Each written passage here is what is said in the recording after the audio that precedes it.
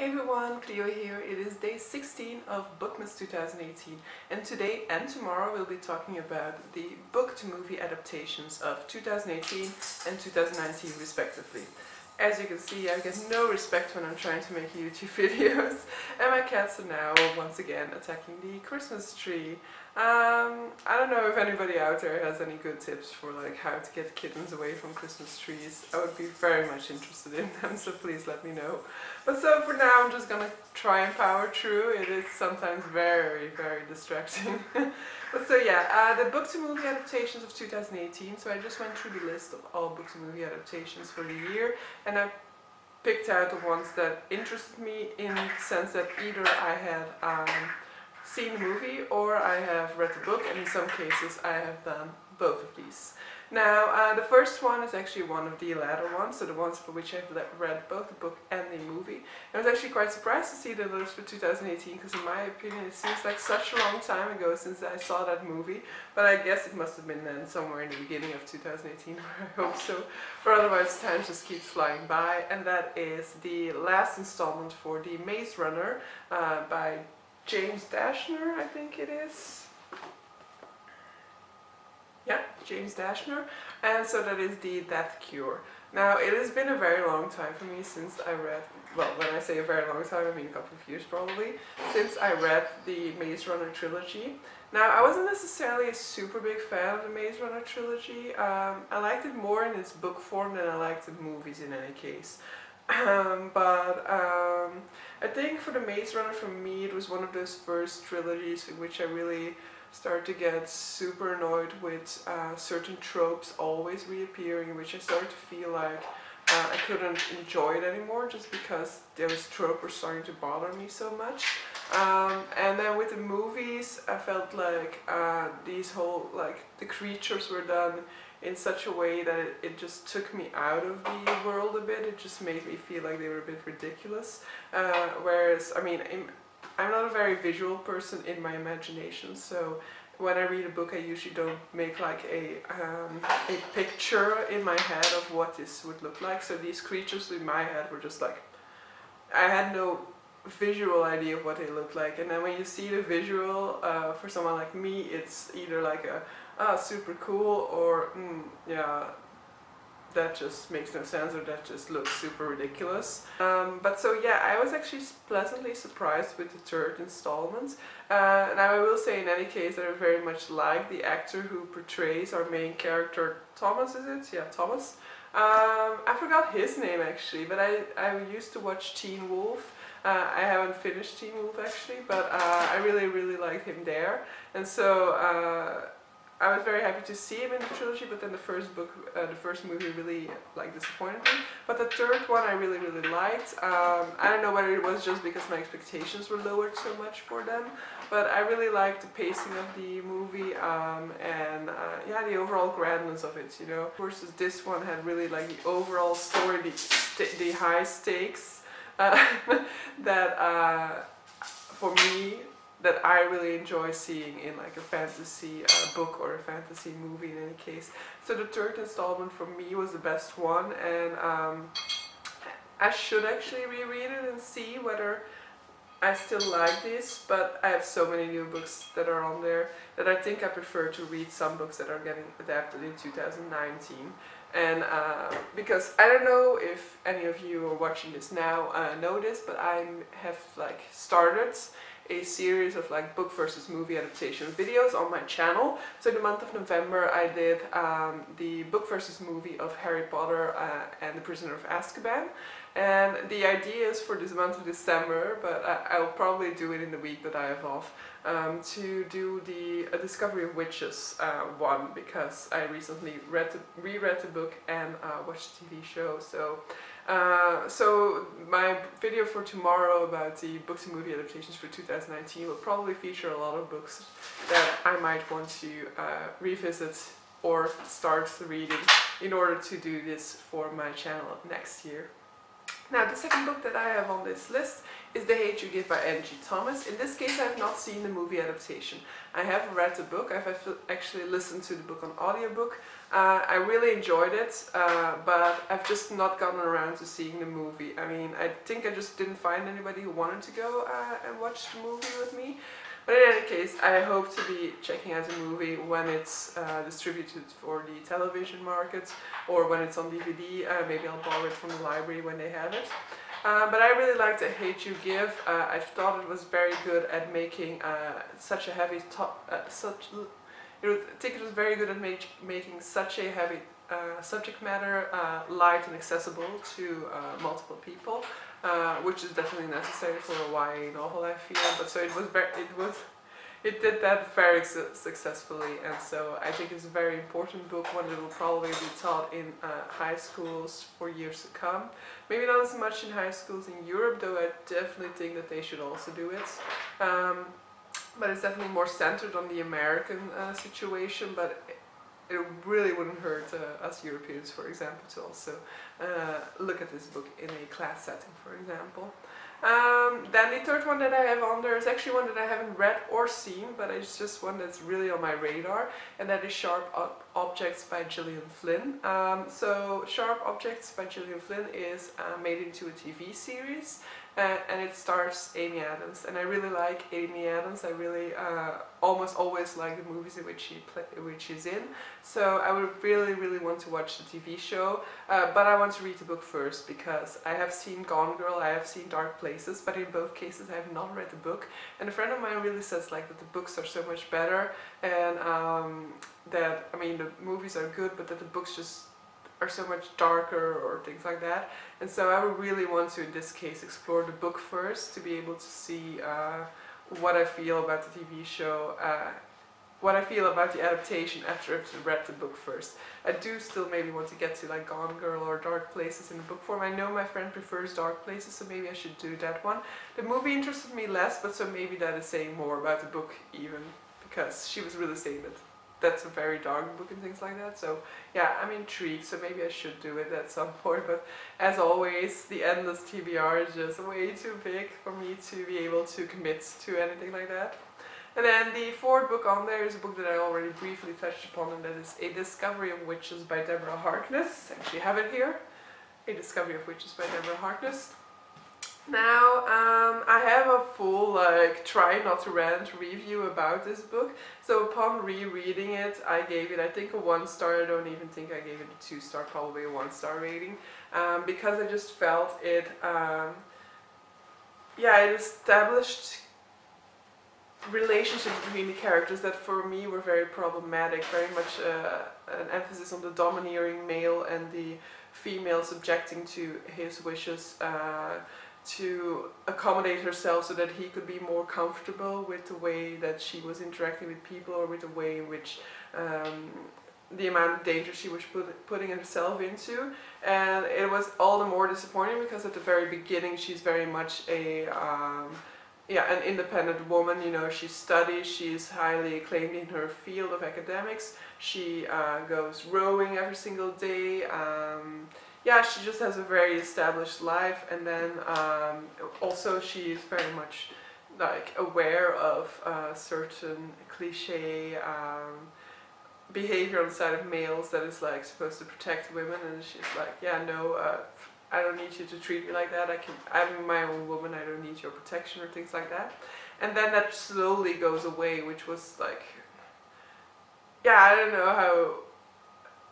That really just didn't sit well with me. I'm semi-hoping that the second book, for example, will like show how she gets fed up with that behavior or something like that, and the third book is him trying to grovel back into her life. But I don't know, and I don't think I want to take the risk of going into that second book and finding out that it's more of the same, because it was really such an annoying read for me. I've never been more annoyed while reading a book, I think.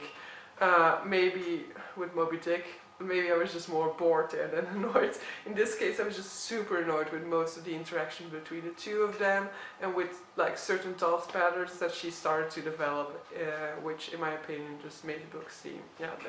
But so I'll go more into the adaptation, and well, how the book compares to the adaptation in upcoming video. I will say that in my opinion I think the TV series holds up longer.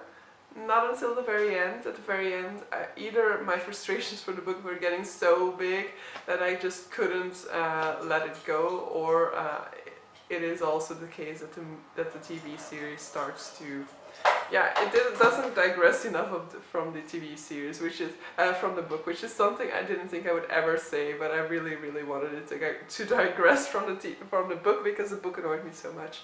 But okay. The fifth one that I have on there is Annihilation by Jeff van der Meer. Now, I have this book on my Kindle, and I'm sure I've had it on there for already like 4 or 5 years, and I still haven't gotten around to it. And then there was a movie coming out for it, and I just got really intrigued, and I really wanted to see it. And even though I hadn't read the book, I saw it, because usually I can keep myself from seeing it. But so I saw the movie, I really liked it. It stars like Gina Rodriguez from Jane the Virgin, and Natalie Portman, and a few others. And it's basically like there is this sort of veil that has descended over a certain part of whichever realm they live in. I'm not sure whether it is the US or whether it's like our world, or whether it's a fantasy world. I'm thinking it is the US actually. But so there's a certain veil that has dropped down, and everybody who's gone to the other side of it hasn't come back, except for at some point the husband of the main character who returns, but he's like behaving very weird and things like that. And then so the wife joins the next expedition into the Southern Reach, I think what it's called, because the trilogy is called the Southern Reach trilogy. Now over there things are very, very weird, and things start happening. But I've read that, or like a colleague of mine actually read, that the director for this movie basically just read the book once and then started working on his script. So that basically he just took ideas from the movie, from the book, and maybe even the main storyline, I don't know, but at least that there's probably quite a bit of digression between the book and the movie. Usually this annoys me to no extent, but it also quite fascinates me because it is done deliberately, you know. A lot of times I just feel like, yeah, movies take a lot of liberties with the book, but they're trying to stay true to the book. And in this case it feels like he's trying to stay true to the essence of the book.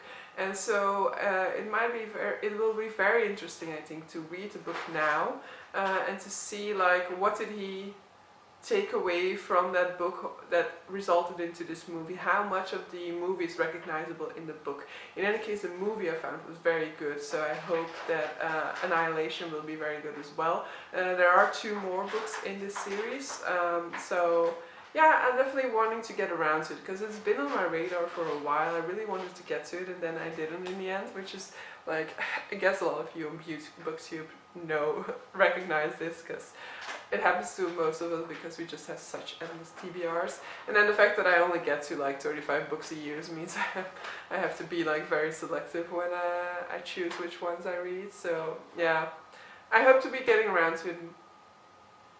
I won't say 2019, but I hope to be getting around to it eventually, because it would be very interesting to do a comparison between the two, I think, knowing this. So maybe I'll just do it just so that I can have a book-to-movie adaptation video for next year, just because it sounds like it could be a very interesting one.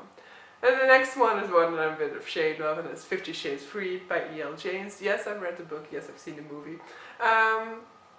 Yeah, I don't remember how it is called, this type of literature. I heard it mentioned some time ago, and I was like, okay, but I forget like the exact term. But in any case, I'll just call it like romance, but like the sexual romance type. I do have kind of soft spots for romance. I had like a period, like a year in which I read so much romance. It's a year I got quite a lot of reading done, but I always also felt like I was reading nothing. And then I just watched the movies once, but I do feel like the movies make it very clear how bad the book is, I guess. There's not much substance to the books, and then the fact that there's like zero chemistry between Dakota Johnson and Jamie Dornan, I think his name is, just really makes them bad movies, I feel. So yeah, 50 Shades Freed, I won't say too much about it. In my opinion, it's just going on the same routes that all of the others were. So domineering male, subjecting female, and so at times she is. So the like liberating thing about this is that she's not always subjecting, but she's still like subjecting quite a lot. I mean, I guess the compromise is sort of the idea behind this series, but yeah, I'm not sold on this one. I will admit that it's very entertaining to read, but if you're like more against this than I am, if this is something that like really annoys you to no extent, you will not like the books neither. I just like them because, I don't know, I have this thing with romance that I fly through it because I find it's, I don't know, because I want to see them get together. I mean, I guess this is part of the problem of our time, is we're constantly thrown stories at us with like happy endings in which couples get together, and then we just cannot wait for that happy ending to happen. I'm actually secretly like a bad ending person. I think most of the books that I've thoroughly enjoyed, that I really feel like these books were really worth to read, have bad endings. And a lot of times I find myself rooting for the bad ending and then being super disappointed when it has a happy ending. Then I just feel like that's a missed opportunity by the author. So, but for some reason with romance, I mean, yeah, I do have a soft spot there, but I keep myself from romance just because, as I said before, I always feel like I'm reading nothing. I feel it's like afterwards I always feel like it was a waste of time, so I'm no longer gonna read it because I don't want to be wasting my time when there are so many books out there on my TBR that are worthy of my time a lot more. Right, so the next one on there is On Chesil Beach by Ian McEwan. Now, this is definitely one that is worth my time. I rated the book 4 stars, and I guess the movie will be somewhat the same. Because I definitely enjoyed it. I think it was a very good adaptation. In any case, I liked On Chesil Beach a lot. It's a story about two young people who are on their wedding night. They've never had sex because we are like in the 60s or something like that. So in a time when that was definitely not acceptable. And she is very much going into it appalled by the idea of sex, very much reluctant to go into it, knowing that it's a duty she will have to perform, but really not experiencing any pleasure at the prospect, and he is very much eager for it. He feels like she's constantly been pulling away every single time that things got a little bit more physical, and that finally now she will allow everything to happen because, well, it is her duty as his wife. Yeah, I won't say too much. I really liked it, and I liked the language a lot, so I think I will be reading a lot more by Ian McEwan in the future. As for the movie, it has some very beautiful costume design, and it is a beautiful setting a lot of the times, and I think it just did a good job at reflecting the atmosphere of the book, and at possibly also framing the story of the book a bit better. I'm not entirely sure for this. I would have to do like a thorough examination of both of them, which wouldn't be too difficult. I mean, On Chesil Beach is not a very long book. It's under 200 pages, I guess, so maybe one day I will do it for the book versus movie adaptation thing, because I definitely feel like I wouldn't mind rereading it. I actually want to buy it in the physical copy because I read it on my Kindle, so yeah, maybe you'll see that in the future. And then saw my cat diving towards the other one. Then I'm gonna talk about Red Sparrow by Jason Matthews. So I knew the movie was coming out, and I was a bit intrigued by it. I like espionage movies because I used to be a huge fan of Alias, the TV show with Jennifer Garner, and so a female espionage story is always very intriguing. I also saw the The Night Manager recently, an espionage series that was with like Hugh Laurie and Tom Hiddleston. I was very much intrigued. So I saw, okay, another espionage story with a strong female lead. I really wanted to check it out. I read the book. The book to me was mediocre. So you have like a female Russian spy. So she becomes a spy because she gets injured and can no longer perform as a ballet dancer. And then through some basically through some ensnarement by her uncle, who is like somebody high up in the Russian espionage world, she gets entangled in kind of like a controversy with a certain Russian politician, and in order to and basically because of what she knows, she's either a threat to the Russian society or she should become a Russian spy, and then her secrecy will be ensured basically. And so she goes into training to become what is known as a Sparrow, a female spy, but basically Sparrow just means like that she's sort of like sex slave, that she should actually just sell her body for information basically, but she is determined to put something bigger into this role. And at the same time we're looking at the story of an American FBI agent, I assume, who's got like a mole inside the Russian spy network, and who's trying to protect his mole and gather information from him. And his character and the character of actually Dominika, and the character of Dominika, so the female Russian spy, somehow get introduced to each other. For this you have to read the book, and so things ensue from there. I mean, I enjoyed the book. It was entertaining in a sense, but it was also one of those in which I felt like it wasn't well developed. The characters weren't well developed, and there was just more potential in there than what was done with it. So it was entertaining. That's all I can say for it in any case. And for the movie, I feel like that's also the most I can say for it, and it might not have even been that entertaining. I also know a friend of mine who watched it on the plane. I don't think she actually finished watching it. I think she watched like part of it and tried to get into the second part of it but couldn't, because I feel like it's actually it drags quite a lot, and especially if you're not into the whole of like romantic chemistry, there's basically nothing in the story there. It's basically just a romance story disguised as an espionage story. And I mostly liked like the scenes between the FBI agents and the Russian mole, and I feel like that part wasn't very well developed in the movies. So for me the movie fell a bit flat there, but as I said, the source material was also not like of the highest quality, so in that sense, it was to be expected. And then the final one that I'm going to be mentioning for 2018 is We Have Always Lived in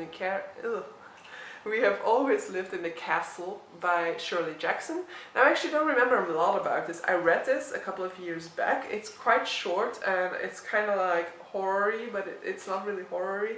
So I kind of remember it being about like a family living very isolated from everybody or something like that. But that's really all I remember about it. So this is just to say that I'm intrigued with the idea that this has a movie adaptation, because I remember liking the story We Have Always Lived in the Castle. So possibly I will, as I mentioned for a couple of others on this list, possibly I will be revisiting this story and then checking out its comparison with the movie adaptation. But so that was it for 2018 for me. If I've let out some major ones, I know I let out like, if you want to include this in this list, Fantastic Beasts and the Crimes of Grindelwald, just because the book is just a screenplay, you know, it's not a book, it's just the book version of the movie, so I'm not including it. Talk to you tomorrow about the book to movie adaptations for 2019, and there are definitely some on there that I'm really looking forward to.